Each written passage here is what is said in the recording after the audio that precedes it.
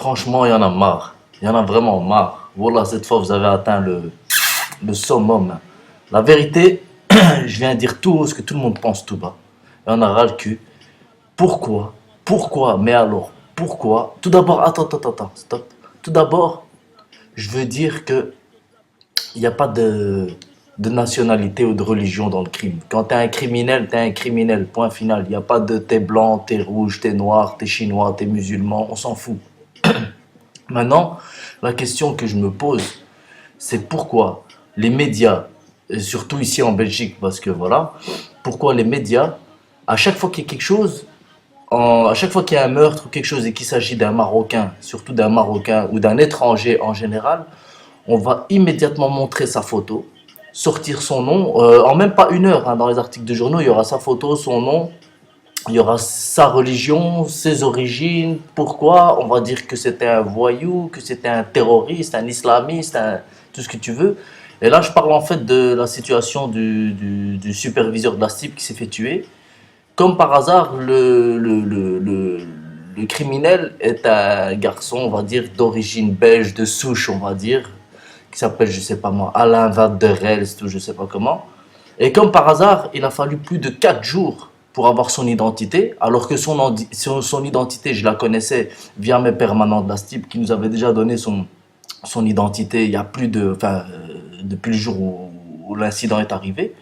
Pourquoi il a fallu 4 jours pour que ça passe dans les médias, pour qu'on monte sa photo, mais en plus une photo où on masque ses yeux, et que en plus de ça, on ose te faire un article en disant que il était cool, il était gentil, c'est quelqu'un qui est très gentil dans la vie de tous les jours. Non, moi je comprends pas. Ça aurait été un Khoroto, vous nous auriez fait une tartine de dingue. C'est comme le jour où le petit s'est fait tuer avec son MP3 ici à la gare centrale, on avait directement dit que c'était des Khorotos. C'est directement nous qu'on montre du doigt.